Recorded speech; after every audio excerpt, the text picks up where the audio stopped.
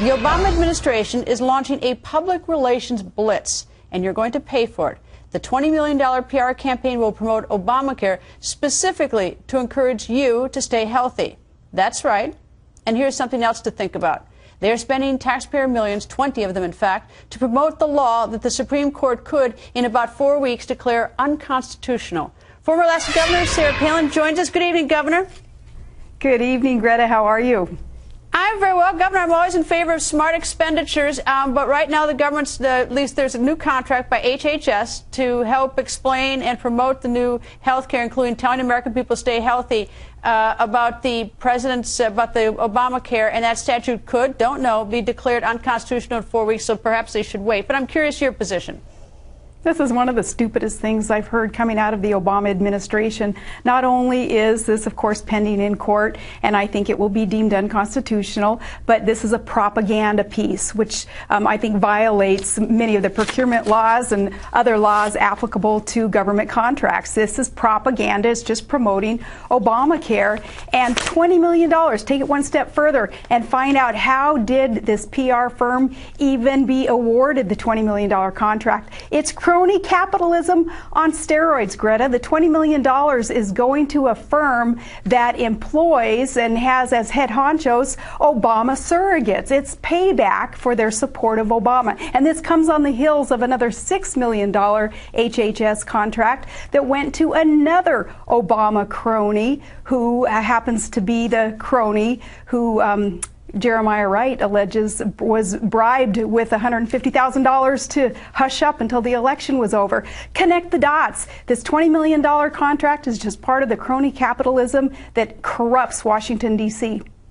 Well, I would prefer if they waited until after the Supreme Court made its decision, because if the decision is to keep the statute, that's one thing, versus if they ended up tossing it out in whole or part. We may have spent the $20 million off or not. But let me tell you another thing about this, is that I have here a letter dated today, May 22nd, and it is written to the Honorable Kathleen Sebelius, who's in the cabinet. She is Secretary of HHS, and it was signed and it was sent by Rob Portman, a senator, Republican senator from Ohio, and he's on the subcommittee on contracting oversight. And in his letter, he says, on February 28th, as part of the subcommittee on contracting oversight's ongoing oversight efforts, Senator Claire McCaskill, which I want to point out is a Democrat, so this is bipartisan, and I, meaning Senator Rob Portman, requested basic information about HHS contracts for the acquisitions of public relations, publicity, advertising, or similar services from fiscal year 2008 through the present. The subcommittee, and this is a bipartisan request, asked for a response by March 16th from Secretary of Sebelius from HHS, and still has received absolutely nothing from the HHS, nothing from the Secretary. Didn't even bother. And finally, we have bipartisanship in this city, and it gets blown off by the Secretary.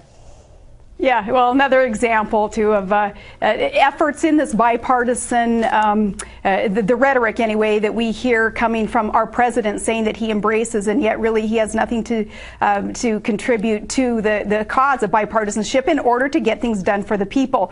The president can step in and tell his department head there, Sebelius, to answer the senator's questions and let the public get to the bottom of this. So here again, I'm going to go to the top, and I'm going to point the finger at President Obama, who is he's an absent commander-in-chief. He's an absent CEO from our nation's capital, and he's not doing his job, staying on top of his people, whom he has put in place to oversee these programs, these contracts, in order to do the people's business.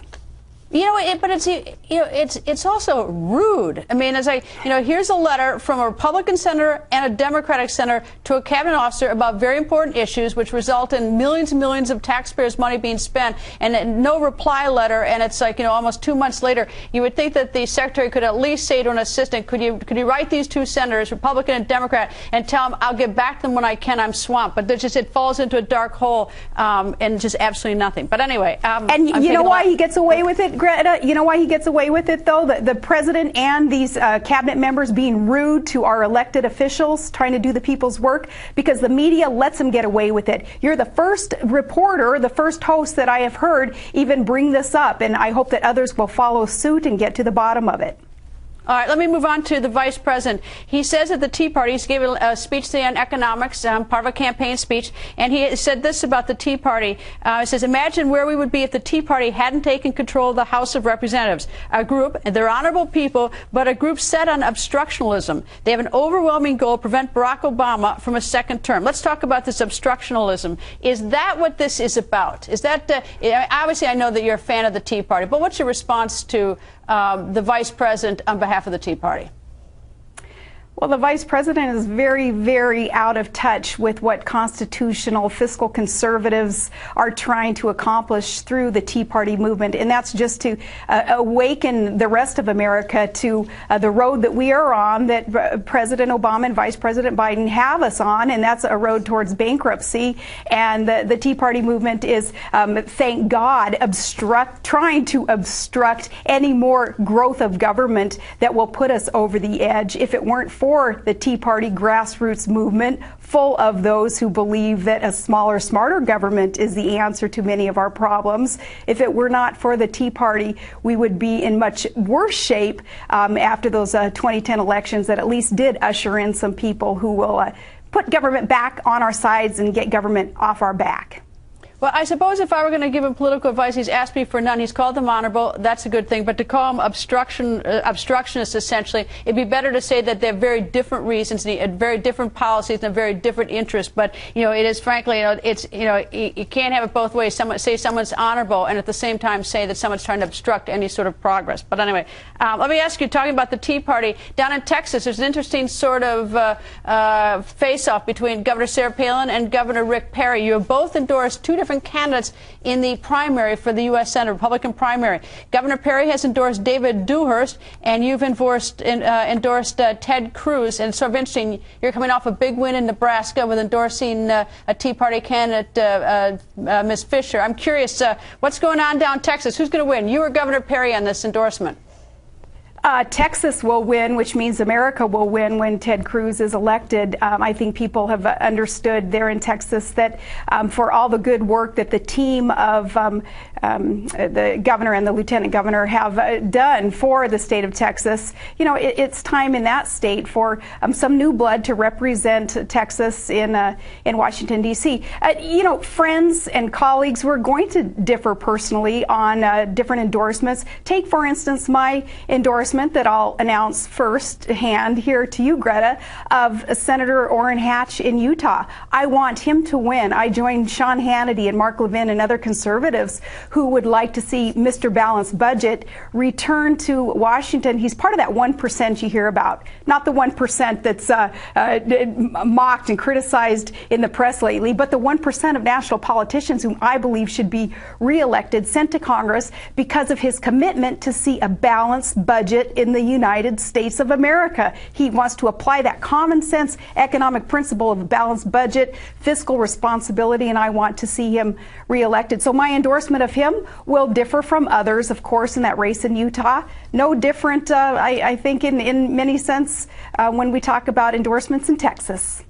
Well, I think Senator Hatch will be very happy to learn that. That's a surprise. I didn't know that was coming, so it's an interesting endorsement tonight. Let me turn to one last issue, and that's the great state of Wisconsin, not to be confused with the great state of Alaska, but the great state of Wisconsin, the recall election. Your thoughts about that? Walker's going to be just fine. Fiscal conservatives who understand that austerity means living within your means, the little austerity steps that Governor Walker is applying in order to rein in the growth of government and balance budgets there and turn a deficit into a surplus and allow the private sector to create jobs. He's fulfilling promises that he made as a candidate. Walker will win. He will get through just fine this June 5th recall effort. He and his lieutenant governor, and Wisconsin's going to be just fine, which means another part of America will be just fine by allowing a public servant to stay in office who's fulfilling promises, who understands that it's the private sector, it's not government that will solve the problems that we're facing in our economy. I'm curious about in 2008, and you probably remember this better than I do, President Obama won that state, Wisconsin, by 12 or 14 points. Do you see this June 5th recall in Wisconsin of the governor as a hint as to what's going to come in November? Because that's one of those swing states, and everyone's sort of curious which way Wisconsin's going to go. You know, that's a great question, because what's going on in Wisconsin has been kind of ground zero, hasn't it, in the last year, watching this recall effort, watching the union thugs, the head of the unions just go ballistic over the promises kept by a duly elected governor. And yet the good union brothers and sisters, many of them, understand that in order to allow their state to be solvent, in order for them to save their jobs, they have to contribute a little bit more than a previous governor had asked of them. So following what's going on in Wisconsin, and I tell you, the rest of America is watching what's going on in Wisconsin, that June 5th outcome will be quite indicative, I think, of who will carry that state in the presidential race. Governor, thank you.